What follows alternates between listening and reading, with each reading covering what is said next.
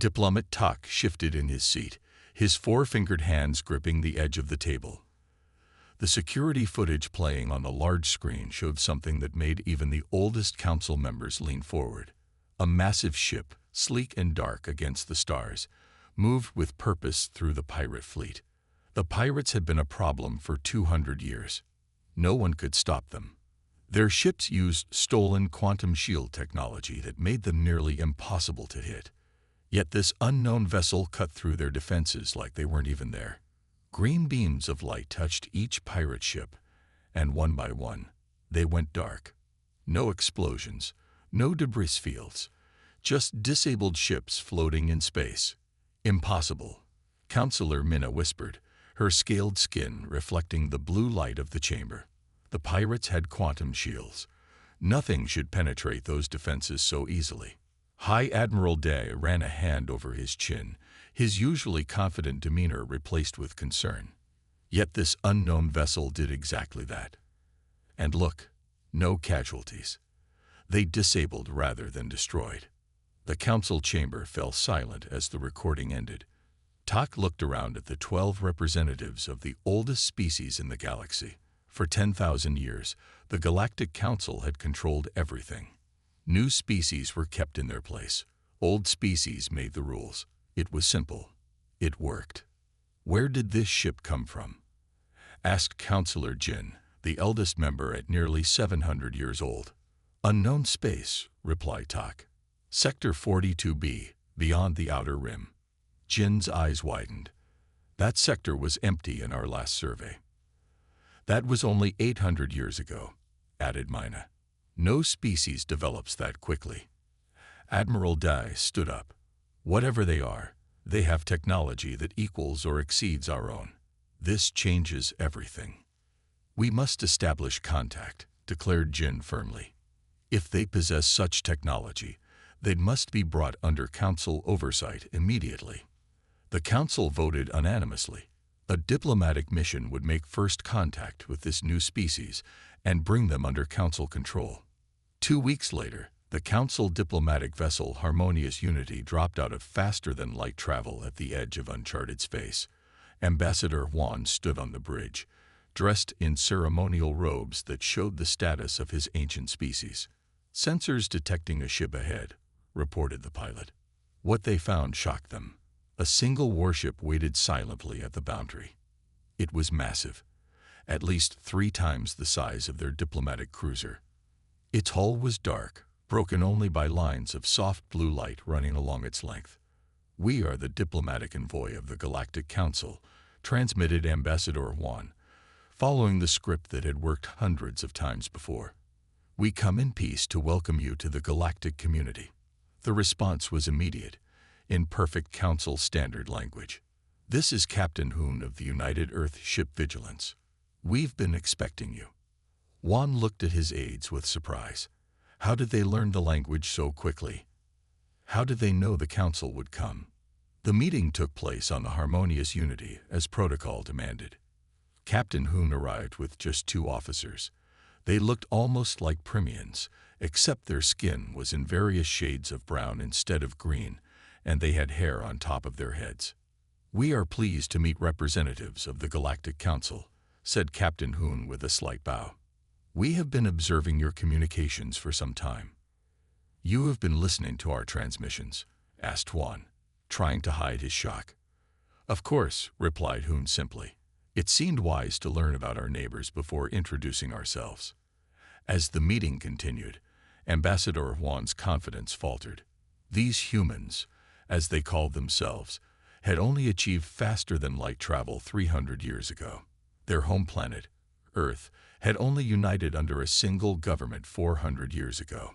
Such rapid development was unheard of. Most species took thousands of years to progress from planet-bound to spacefaring. The Council carefully guided this process, ensuring stability. These humans had done it all on their own, and they had developed technologies along completely different paths than any Council race. Our quantum resonance drives allow us to travel faster than your standard FTL technology, explained one of Hoon's officers. and our adaptive shielding works on principles your scientists might find interesting. Juan felt cold fear spreading through him. This wasn't how first contact was supposed to go. The new species should be awed, grateful for council wisdom and protection. These humans spoke as equals, or worse, as if they were ahead. As the meeting concluded, Ambassador Juan attempted to establish dominance as protocol demanded. He stood tall, using the full height advantage of his species. "We look forward to guiding your species through the integration process," he said with practiced authority. "All new species require oversight to join the galactic community properly. You will need to submit your technology for review. And of course, your military assets will be placed under council direction for the greater good." Captain Hoon smiled politely. It was a small gesture, but something about it made Juan deeply uncomfortable. "That's very kind, but perhaps you misunderstand our position." Hoon touched a small device on his wrist. A holographic display appeared in the center of the room, showing a vast starfield. Dozens of massive warships appeared, each as large or larger than the Vigilance. They had been waiting just beyond sensor range. "We're not seeking admission," Hoon continued calmly. "We're introducing ourselves to our neighbors." The message was clear. These humans would not submit to council authority. They would not hand over their technology or their ships. They were not asking for permission to join the galactic community. They were announcing their arrival. Ambassador Juan struggled to find words. In 10,000 years of council history, no new species had ever refused integration. The humans watched him calmly, waiting for his response. "The council will need to discuss this unusual situation," Juan finally managed to say. "Of course," replied Captain Hoon, still smiling. "We look forward to establishing peaceful relations with all species, but we will do so as equals, not as subjects." As the human delegation returned to their ship, Juan watched through the view screen. The massive Vigilance turned gracefully and moved away, its engines leaving no visible trail. Another technology unknown to the council. For the first time in his long career, Ambassador Juan had no idea what to report to the council. How could he explain that everything had changed? A new power had emerged in the galaxy, and the 10,000-year order was about to be challenged. Captain Sun stood tall on the bridge of the UES Defiance, her dark eyes fixed on the main screen. The council diplomatic vessel was running away at full speed, its engines glowing bright against the blackness of space. "They seem to be in a hurry," she said quietly. Commander Yule walked up beside her, holding a data tablet. His face showed concern as he passed it to her. "They've transmitted the integration protocols, Captain. Essentially, they want control of our military, our technology, and our governance." Sun took the tablet and quickly read through the document. It was exactly what Earth intelligence had warned about. The Council demanded that humans hand over everything, from their warships to their research facilities. In return, the Council would guide humanity's development. Sun sighed and handed the tablet back. "Exactly as intelligence predicted. Bring us back to full alert status." "Yes, Captain." Yule turned to relay the orders, but paused. "Do you think they'll attack when we refuse?" "History suggests they will," Sun replied. "They've done it 17 times before with other species." Across the bridge, the crew worked at their stations, checking weapons and shields. They had trained for this moment for years. The Defiance was humanity's newest and most powerful warship, but it was just one of thousands now protecting Earth and its colonies. Later that day, Captain Sun called a meeting with her senior officers in the briefing room. The wall displayed images of various council species and their ships. "As you all know," Sun began, "humanity's journey to the stars wasn't easy or peaceful." The officers nodded. Everyone knew the history. For centuries, humans had fought each other for land, resources, and power. Nations built weapons that could destroy the entire planet. Earth had nearly been ruined by pollution and war. 250 years ago, our radio telescopes picked up the first alien signals. Sun continued. It changed everything. Suddenly, Earth's nations realized they weren't alone in the universe. Lieutenant J, the ship's science officer, spoke up. My great-grandmother was part of the team that decoded those first messages. She said it was like finding out you've been shouting in a library. A few officers laughed, but it was true. The discovery that space was filled with intelligent life had shocked humanity into unity. Nations that had been enemies for centuries now worked together. The first Earth government formed just 50 years after that discovery. We've been studying their communications for decades, Sun explained to her officers. Their society is stagnant. Technological progress nearly halted 5,000 years ago. They believe advancement must follow predictable paths. And we didn't, Commander Yule observed. No, Sun smiled slightly. We developed along entirely different lines. Our quantum resonance drives, adaptive shielding, non-lethal weapons, all completely foreign to their understanding. She walked to the display and brought up an image of a Council battleship. It was huge and heavily armed, but its design hadn't changed in 2,000 years. They build bigger ships with more weapons, but the basic technology stays the same. They believe that's the correct path of development. Because that's what the oldest species did, said Lieutenant Ja. And no one questions the oldest species. Sun nodded. Exactly. Which is why they don't understand us at all. Earth scientists had taken one look at the standard faster-than-light drives used by the Council and decided there must be a better way. Instead of brute force approaches, humans developed quantum resonance, a completely different method of FTL travel that was both faster and more efficient. The same happened with weapons technology. While Council ships carried planet-destroying weapons, humans focused on precision and non-lethal options. Why destroy when you could disable? The Council message says we have 30 Earth days to begin the integration process. Sun said. Intel suggests they're already gathering a fleet to enforce compliance if we refuse. So we refuse, said Commander Yule. Of course we refuse, Sun agreed, but we do it their way. For the next 3 days, Captain Sun worked with Earth's diplomatic team to craft their response. They studied ancient Council laws and found exactly what they needed. Provisions written 10,000 years ago that protected species who could defend their own borders. When the response was ready, Sun transmitted it herself from the Defiance. It was polite, formal, and absolutely firm. Humanity would not submit to Council control. Do you think they'll accept it?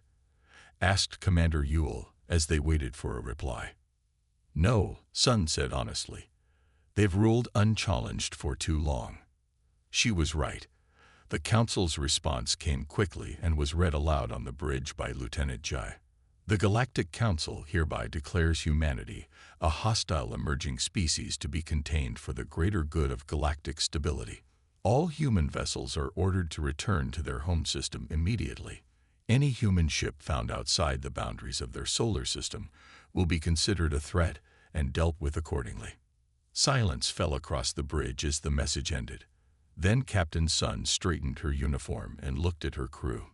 Well, she said calmly, at least we know where we stand. Captain, called out the sensors officer, we're detecting multiple ships entering this sector. Council registry, at least 50 vessels. Commander Yule looked concerned. That was fast. They must have had them waiting nearby. Of course they did, Sun replied. They never expected us to agree. She turned to the communications officer. Send the alert to Fleet Command. Code Starhammer. Throughout human space, the alert spread. Hidden shipyards activated. Defense systems came online. The trap that humanity had prepared for years was now ready. They think we're just one system with a few colonies, Sun said quietly to Commander Yule. They have no idea what they're walking into. They've never fought humans before, Yule replied. Sun nodded. And they've never fought a species that developed under constant threat of self-destruction. We spent centuries perfecting the art of war against ourselves. Now we'll use those lessons to defend our freedom. On the main screen, the approaching Council ships grew larger. The Defiance remained in position, seemingly alone against the overwhelming force. But Captain Sun was not worried. The Council was about to learn a painful lesson about humans. They never play by anyone else's rules. "Bring weapons systems online," she ordered. "But don't target their vital systems. We want to send a message, not start a massacre." As the Council fleet approached, Sun sent one final message to Earth before the battle would begin. "First engagement imminent. They have numbers. We have surprise. Let's show them why humans don't make good pets." "Containment fleet approaching, Captain," reported Lieutenant Wu from the tactical station. His fingers moved rapidly across the control panel as data streamed in. 400 vessels, heavy weapons signatures detected. Captain Sun stood in the center of the bridge, her face calm despite the odds against them. Outside, through the main view screen, the first Council ships were becoming visible, huge vessels with weapons that could crack planets. "Time to contact," she asked. 15 minutes at current speed," Wu replied. Sun nodded and pressed a button on her chair. Her voice carried throughout the ship. "All hands, battle stations. This is not a drill." Throughout the Defiance, crew members moved with purpose. In the engine room, technicians checked the quantum resonance drive. In the weapons bay, officers prepared the non-lethal systems that made human ships unique. The human defense fleet seemed pitifully small against the massive alien armada. Just 27 warships positioned at strategic intervals. From the Council's perspective, it looked like madness. Why would humans face such odds? "Opening fleet-wide communication," announced Communications Officer Han. "This is Captain Sun," she began, her voice steady. "Today we face an enemy that believes they already know how this battle will end. They have fought the same way for 10,000 years against enemies who always fought back the same way." She paused, looking around at her crew. "Remember your training," Sun addressed them. "They have numbers, but we have adaptation. They fight how they've always fought. We change minute by minute." On the Council flagship, Admiral Q watched the human vessels with contempt. His massive vessel, the Eternal Dominion, was 20 times the size of the largest human ship. Around him, the bridge crew of his flagship worked with the confidence of a species that had dominated space for millennia. "A mere 27 ships," he remarked to his second-in-command. "They must be insane to stand against us." "Perhaps they don't understand the situation," suggested his officer. "Then we shall educate them," Q replied coldly. "Prepare standard attack pattern 4. Target their largest vessels first." Aboard the Defiance, Lieutenant Wu's console beeped urgently. "They're powering weapons. Standard formation shift detected, exactly as our simulations predicted." "Of course," said Sun with a small smile. "They never change." She raised her voice. "Enable adaptive shielding. Predictive AI online. Targeting computers focus on propulsion and communication systems only." "Captain," Commander Yule said quietly beside her, "we could end this quickly if we targeted their power cores." Sun shook her head firmly. "We're not here to slaughter them, Commander. We want them to go home and tell stories about us." When the Council fleet opened fire, they expected a conventional response. Brilliant energy beams lanced out from hundreds of ships simultaneously, enough firepower to vaporize most opposition. But instead of exploding or raising static energy shields, the human ships seemed to flicker and shift, their adaptive shielding redirecting energy rather than blocking it. The deadly beams slid around the human vessels harmlessly, some even reflecting back toward their source. "Impossible," shouted Admiral Q as the reports came in. "No shields can deflect concentrated fire like that. Adjust targeting and fire again." The second volley had the same result. Meanwhile, the human ships began their response. Instead of firing back with similar weapons, they launched strange devices that attached to Council ships. Wherever these devices touched, systems went offline. "Systematic targeting of non-essential systems," reported a Council officer, confusion in his voice. "They're disabling our communications and engines, but avoiding power cores and life support." Admiral Q slammed his fist on his command chair. They're toying with us. Execute evasive pattern delta. But as the Council ships attempted to shift formation, the human vessels seemed to anticipate every move. They were already in position before the Council ships arrived. Impossible. They're anticipating our maneuvers before we execute them, Q shouted. What the Admiral didn't know was the human ships carried advanced predictive AI systems that had spent years analyzing Council military tactics from intercepted communications. These systems could predict standard Council maneuvers with 97% accuracy. On the Defiance, Captain Sun watched the battle unfold exactly as she had expected. Phase 2, she ordered calmly. The human ships suddenly accelerated to speeds the Council had never seen before. Their quantum resonance drives allowed for maneuvers that seemed to defy physics. 3 human vessels, including the Defiance, shot straight toward the heart of the enemy fleet. Captain, we're heading directly into their strongest concentration of firepower, warned Commander Yule. Yes, Sun replied simply. They won't expect that. She was right. The Council ships' targeting systems were designed to track vessels trying to evade fire, not those heading straight toward it. By the time they adjusted, the 3 human ships had penetrated deep into their formation. Target the flagship, ordered Sun. Prepare boarding teams. The Defiance and its companions fired precise shots that disabled the Eternal Dominion's engines and weapons. Before Admiral Q could respond, human boarding pods attached to his ship's hull. We're being boarded, an officer reported in panic. Security teams responding, but the intruders are using technology that bypasses our. The communication cut off suddenly. 20 minutes later, Admiral Q found himself face to face with Captain Sun on his own bridge. Human soldiers stood at every station, while his crew had been contained in their quarters. This is impossible, Q said, his voice hollow with shock. No species has ever defeated a Council containment fleet. Perhaps you should update your historical records, Sun replied calmly. She gestured around at his bridge. We now control your flagship. Your fleet is in disarray. I suggest you order your remaining vessels to withdraw. Hugh stared at her in disbelief. You expect me to retreat? The Council has never retreated in 10,000 years. Then this is a historic day for many reasons, Sun said. Because you will retreat, or we will be forced to demonstrate even more of our capabilities. Seeing no alternative, Admiral Q gave the order. The remaining Council vessels, suddenly leaderless and confused, retreated in disarray. Many had been disabled but not destroyed, exactly as the humans had planned. As the last Council ship disappeared into faster-than-light travel, Captain Sun looked out at the stars from the captured flagship's bridge. Send word to Earth, she told Commander Yule. Operation Thunderclap successful. Phase 4 can begin. For the first time in 10,000 years, the Galactic Council had suffered a military defeat. And as Sun knew, this was just the beginning of humanity's introduction to the galaxy. On the desert world of Toral, young Dury of the Vosic species crouched in a hidden room beneath his family's home.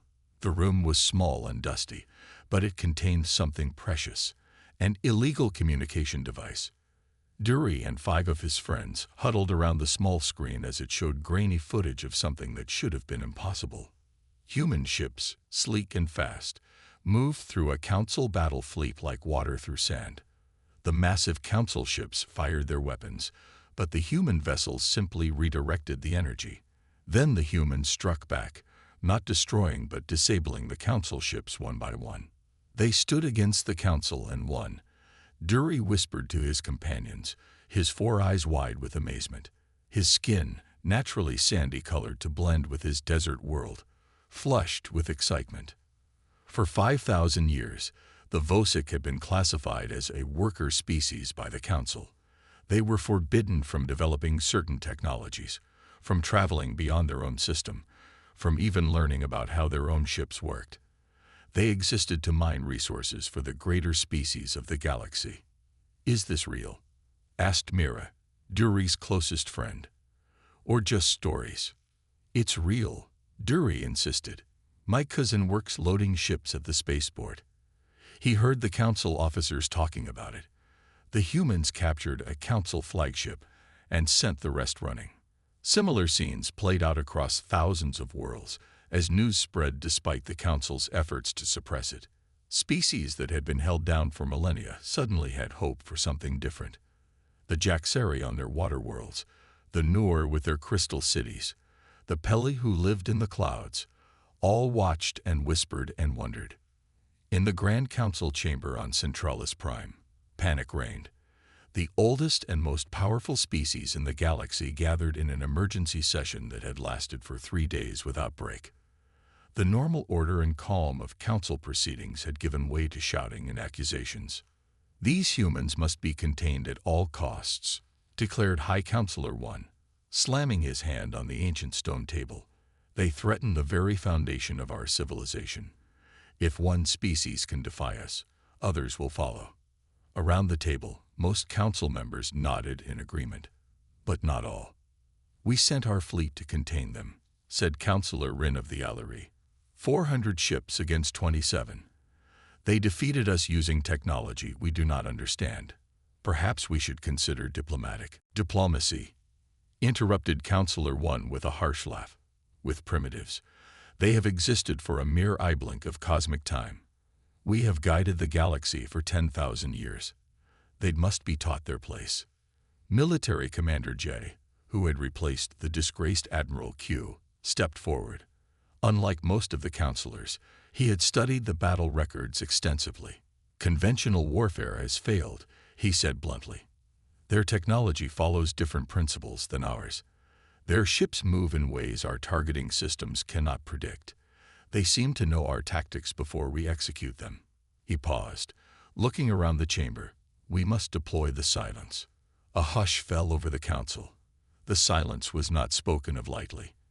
In 10,000 years, it had been used only twice, against species that had threatened the council's authority. Both of those species were now forgotten by history, their home systems unreachable, cut off from the rest of the galaxy by a subspace rupture that could never be crossed.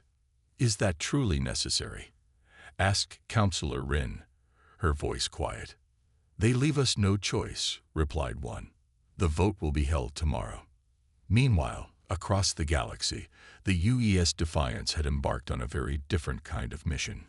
Captain Sun stood on the bridge as her ship dropped out of quantum space near the planet Kelnar, home of the Peli species. "No council ships detected in the system, Captain," reported Lieutenant Wu. "Good," Sun replied. "Open a channel to the Peli leadership." The Peli had been one of the first species classified by the Council 5,000 years ago. Their natural intelligence and creativity had been deemed potentially disruptive to galactic order. Since then, they had been forbidden from developing space technology beyond their own moon. "Captain, we're receiving a transmission from the planet," said Communications Officer Han with surprise. "They're speaking in perfect Earth standard." "Put them through," Sun ordered. The view screen showed a Peli leader, tall and willowy with delicate features. "Welcome, humans," the Peli said. "We have been hoping you would come." Sun smiled. "You speak our language very well. We have been studying your transmissions since you defeated the Council fleet," the Peli explained. "Our people learn languages quickly. It is one of the many skills the Council fears." Over the next few hours, Sun met with the Peli leadership, as she had done on 5 other worlds already. She offered the same message. Alliance with Earth meant protection and freedom to develop without Council interference. "We ask only that you use your freedom wisely," Sun explained.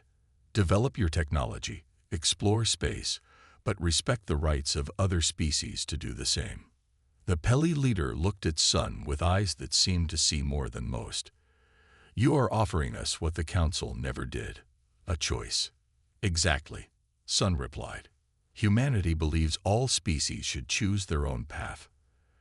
As the Defiance left Kelnar, adding the 6th species to the growing alliance with Earth, Captain Sun had no idea that on Centralis Prime, the Council had just made its most desperate decision. "The vote is complete," announced High Counselor 1. "The silence will be deployed immediately." Deep within a hidden facility on Centralis Prime, A weapon that had not been used in 5,000 years hummed to life. The silence was not a conventional weapon. It was a device capable of generating a subspace rupture that would isolate Earth from the rest of the galaxy forever. Humans would still exist, but they would never again be able to leave their home system, and no one would ever be able to reach them. "Prepare the carrier fleet," ordered Commander Jay. "The silence must be deployed as close to Earth as possible for maximum effect." As 20 Council ships, specially shielded to protect them from their own weapon, began their journey toward human space, Captain Sun received an urgent transmission from Earth intelligence. "Captain, we've detected unusual energy signatures from Centralis Prime," reported the intelligence officer. "Our analysts believe they may be preparing to deploy a superweapon called the Silence." Sun's expression remained calm, but her eyes hardened. "I'm familiar with the historical records. Send all data to Fleet Command immediately. We're returning to Earth space at maximum speed." As the Defiance prepared to jump to quantum space, Commander Yule approached his captain. "Do you think we pushed them too far?" he asked quietly. "No," Sun replied. "We forced them to reveal their true nature. They claim to guide and protect, but when challenged, they reach for a weapon that would condemn an entire species to isolation." She looked out at the stars, her face reflecting both determination and sadness. "The Council has ruled through fear for 10,000 years. It's time the galaxy learned there are other ways to live together." She turned to her helm officer. "Set course for Earth. Maximum speed." As the Defiance disappeared into quantum space, neither Captain Sun nor the Council knew that their conflict was about to reach its final, decisive moment, a moment that would change the galaxy forever. The Council Super-Weapon fleet moved through space with deadly purpose. 20 massive ships protected the smaller vessel at their center, the carrier of the Silence. This weapon had been used only twice in 10,000 years, each time erasing a troublesome species from galactic history. "Earth is now visible on long-range scanners," reported Navigator Bin to Commander Jay. "We will be in deployment range in 17 minutes." Commander Jay stood on the bridge of the lead ship, his face showing no emotion.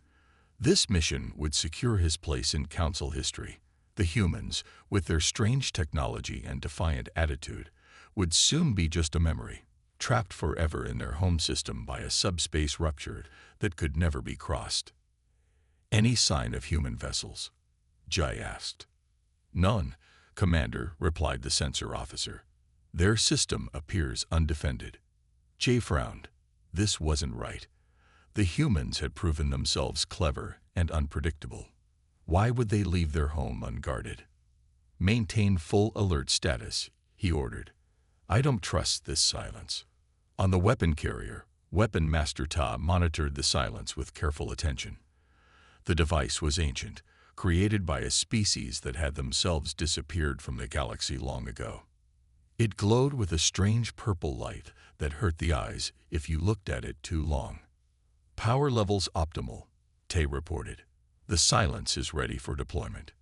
The fleet continued forward, passing the orbit of the gas giant humans called Jupiter. Still no resistance, no sign of the vessels that had so easily defeated Admiral Q's fleet. "We are within optimal range," reported Weapon Master Ta.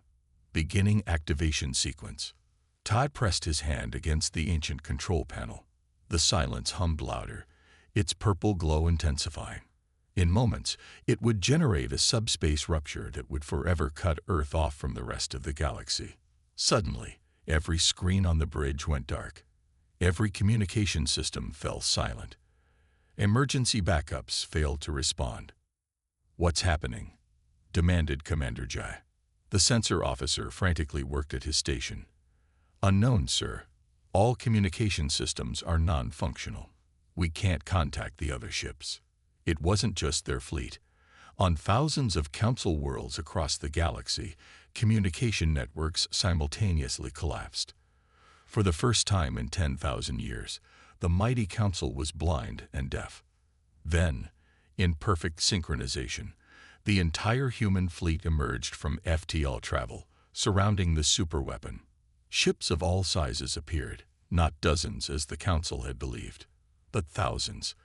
They formed a perfect sphere around the Council fleet, so many vessels that they looked like stars against the blackness of space. "Impossible," whispered Commander Jay. "There can't be this many of them." The Silence's activation sequence stalled, its purple glow dimming. Whatever the humans were doing was affecting even this ancient weapon. Then a voice broke through the communications blackout. Captain Sun of the UES Defiance. Her words came through clearly on every Council ship and on every Council world across the galaxy. "This is Captain Sun of Earth. We wanted peace. You chose war. Now witness what humans are truly capable of." Instead of opening fire as Jay expected, the human vessels projected a strange blue energy field. It washed over the Council ships like water, completely neutralizing the Silence and disabling every system except life support. The mighty Council fleet hung helpless in space. "You believed us primitives because we developed quickly," Sun continued, her voice carried across the galaxy. "You never asked what drove that development." On screens across Council space, images appeared of Earth's history, humans fighting terrible wars, developing weapons that could destroy their own planet, nearly destroying themselves more than once. "On Earth, we learned hard lessons about war and peace," Sun explained. "We know the cost of conflict better than any species in the galaxy. We know the value of cooperation, and we will not allow your stagnant hierarchy to continue oppressing developing species. The galaxy will be silent no longer." In a flash of light, a single ship appeared next to the disabled Council flagship, the Defiance. Captain Sun transported directly onto Commander Jay's bridge, accompanied by 2 officers. "What have you done to our ships?" Jay demanded. "We've temporarily disabled them," Sun replied calmly. "No permanent damage, no casualties. We could have destroyed your fleet, Commander. We chose not to." She walked to the view screen, which now showed the thousands of human ships surrounding them. "Humanity has been preparing for this moment since we first detected your signals centuries ago," she said. "We knew the Council existed long before you knew about us. We built our fleet in secret. We developed technologies you've never imagined. Why reveal yourselves at all?" asked Jai. "You could have remained hidden." Sun turned to face him. "Because we saw how you treat other species. The Vosik, the Peli, the Jaxari, all kept down, prevented from reaching their potential. That's not the kind of galaxy we want to live in." Over the next few hours, human representatives boarded every Council ship. The Silence was carefully contained and taken away for study. The Council fleet was then escorted back to Centralis Prime, not as conquerors, but as the defeated. In the months that followed, a new galactic order emerged. The old Council was dissolved. In its place, a new galactic assembly formed, one where all species had equal voice regardless of their age or technology level. Earth became a protector of younger species, sharing technology and knowledge freely. The former Council races, after initial resistance, found that cooperation brought benefits they had never imagined. New ideas and technologies flowered as species that had been kept separate for millennia began to work together. 5 years later, on the desert world of Toral, young Duri, now a student at the First Vosik University, sat with a group of children from different species. Among them was a human child, the daughter of Earth's ambassador. "Tell us the story again," asked a young Peli girl, "about the day everything changed." Duri smiled. "It's the story of how the galaxy woke up. It began when a human warship emerged from unknown space, and the entire galaxy fell silent. On the bridge of the Defiance, now the flagship of the Assembly Protection Fleet, Captain Sun looked out at the stars. The ship had been upgraded many times since that fateful battle, but she had kept the captain's chair the same. It reminded her of how far they had come.